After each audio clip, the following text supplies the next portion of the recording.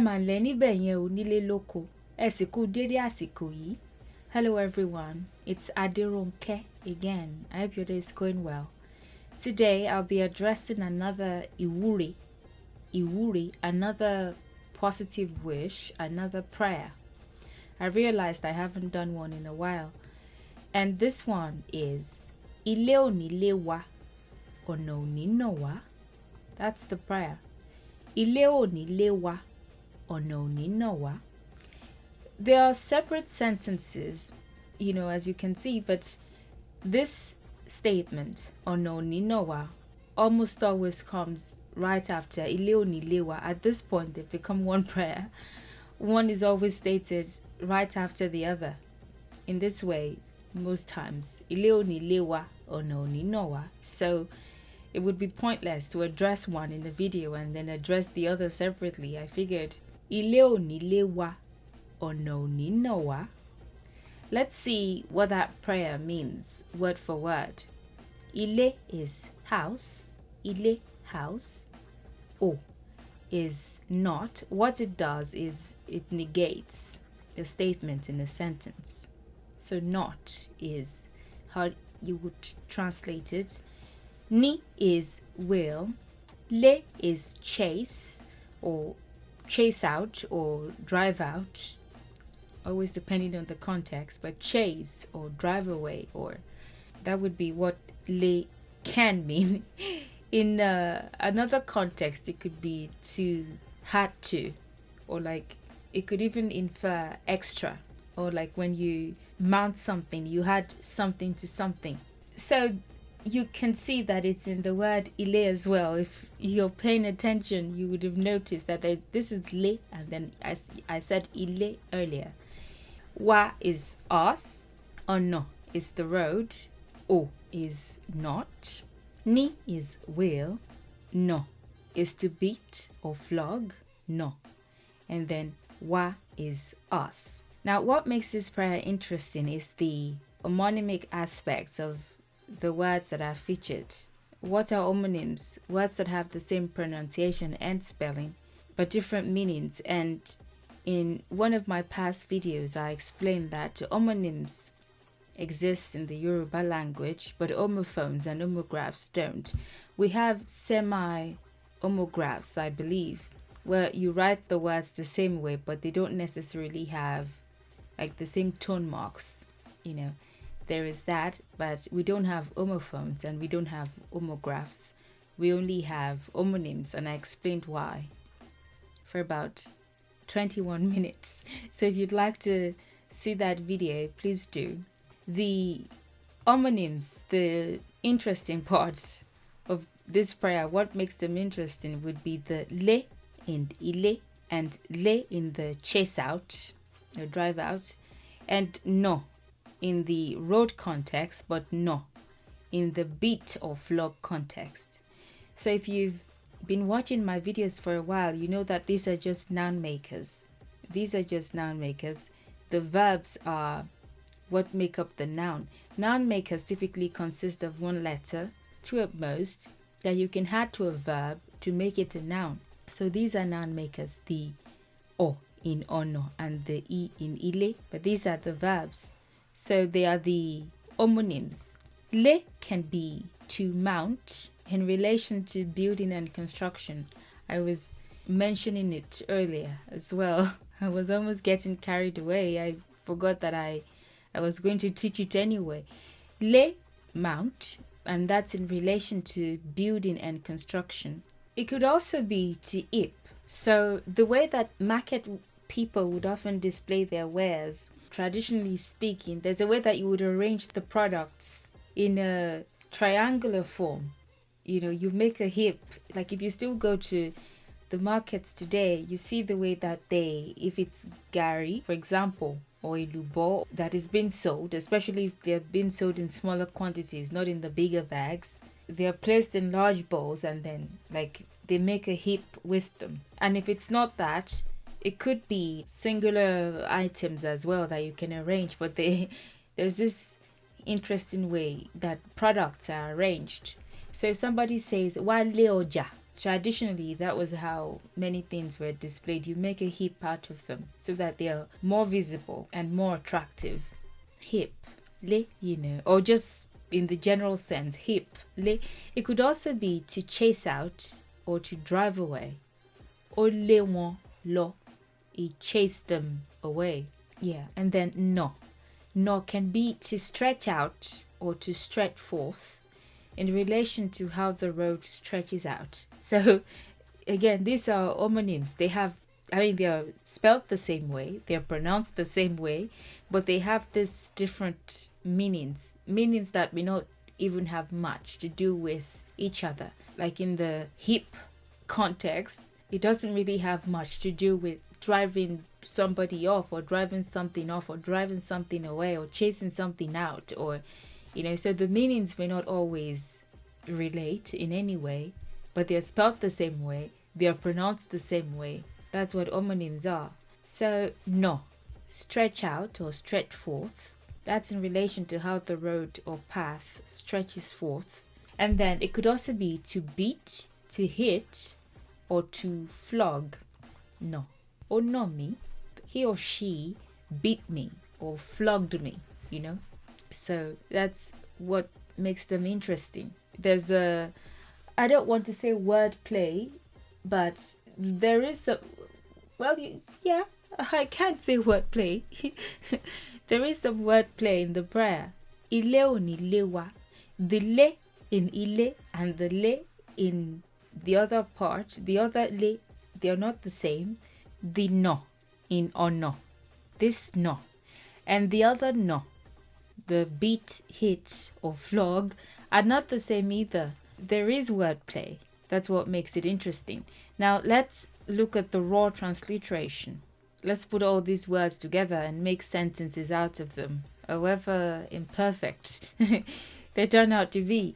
So the raw transliteration, when you put all these words together, is the house not will chase out us. The road not will beat or flog us. So it is raw, and it doesn't really make much sense at this point, because the way that sentences are constructed in Yoruba is not exactly how sentences are constructed in English.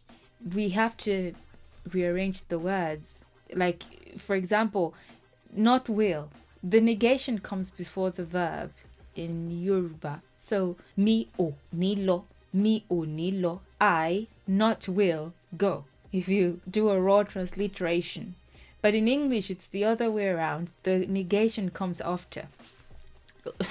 Think of it this way, we're very upfront. The not, the negation comes before the verb. Like, even before I tell you what the verb is, I'm letting you know ahead of time that it's a not.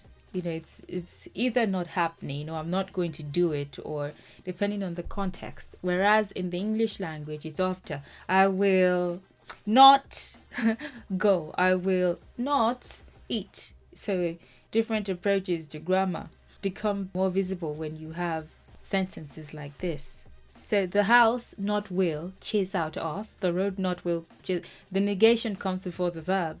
Just something for you to know. So when you make that more English-like, when you translate, it would become, the house will not drive us away, the road will not beat or flog us. That's the translation of ile oni lewa ono oni noa.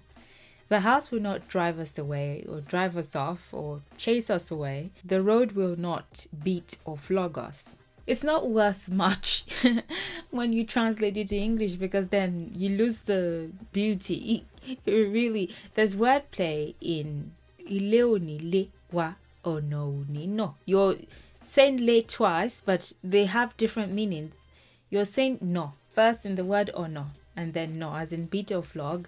You're using that verb twice, but they carry different meanings. So that's the beauty. Now, when you translate to another language where it's not the same, then of course it's not worth much.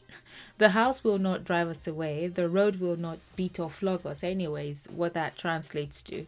And it's sort of a prayer for peace. You can be in your own house but not have peace, and you're just not comfortable there. The home that is supposed to be a place of bliss, rest, even of enjoyment and all the other good things may very well become a frustrating place, a tiring place, a place that you just can't stand. And there are many instances where that could happen. There are many circumstances of life that make the home hell. So that's the first part of that prayer, that you would not encounter that. There's a curse. It's one of the most intense curses that I've ever heard in my entire life.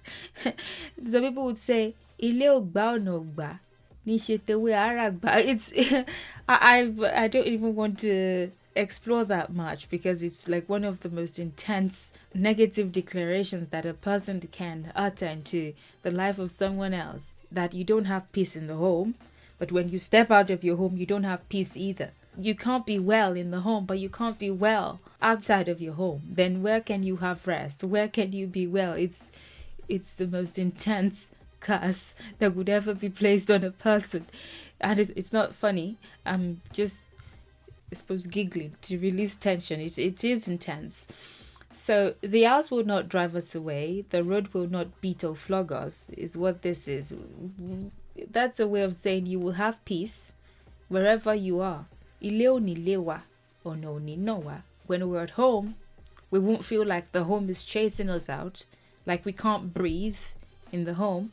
But when we step outside as well, when we're on the road being a metaphor for when we're not in the home. Let's say we're traveling from point A to point B. We're not where we typically are, our home and its environs. Let's say we are in the market, or maybe even a different territory. If you're thinking extensively, we would not feel like the world is hostile to us, like the world cannot stand us. There's that feeling that is the most horrible, one of the most horrible ones in the world, where you feel like the world just hates you. Everybody's hostile to you. It's intense. So the meaning is we will have peace and happiness wherever we are, within our own territories, because again, we're using Ile as a metaphor for our residents, our community, and we're using Ono for beyond our community or beyond our home, maybe even beyond our territory. It depends on how extensively you can think. These prayers are customizable, so it really depends on you and the way that you live. For some people, it could be as simple as, your actual physical home, and maybe like when you go to the market or when you go to work, and for some others, it could be like their home and their community, but even far beyond the environs that they grew up in or they are used to, different countries, different continents, that wherever you are, you have peace. Wherever we are, we will have peace and happiness. We wouldn't feel like the home is chasing us out. We won't feel like the road is beating us. We won't feel like we're being flogged by the world.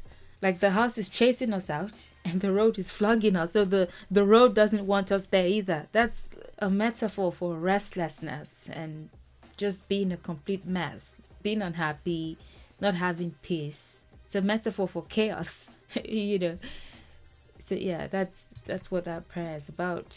Ilé ò ní lé wa, ọ̀nà ò ní nà wá. When we're at home, we will have peace. And when we step outside the home as well, we won't feel like the world is flogging us, like the world cannot stand us, like everything we do is just becoming a complete mess, like we can't do anything right, like everything is just turning against us. We won't experience that. We will have peace wherever we are. So that's that about that prayer. If you have any questions or like requests, please don't hesitate to let me know in the comment section below. Thank you for watching and for your time, and I'll see you in the next video. Enjoy the rest of your day, and bye for now.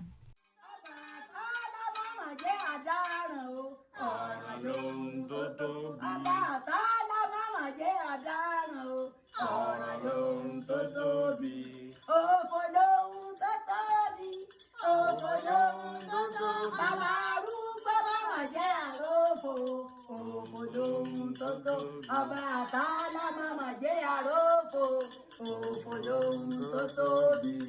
Ìjà lóhun tó tóbi, ìjà lóhun ọba àtàlà màmá jẹ́ àríjà o. Ìjà lóhun tó tóbi. Ọba àtàlà màmá jẹ́ àríjà o. Ìjà lóhun tó tóbi.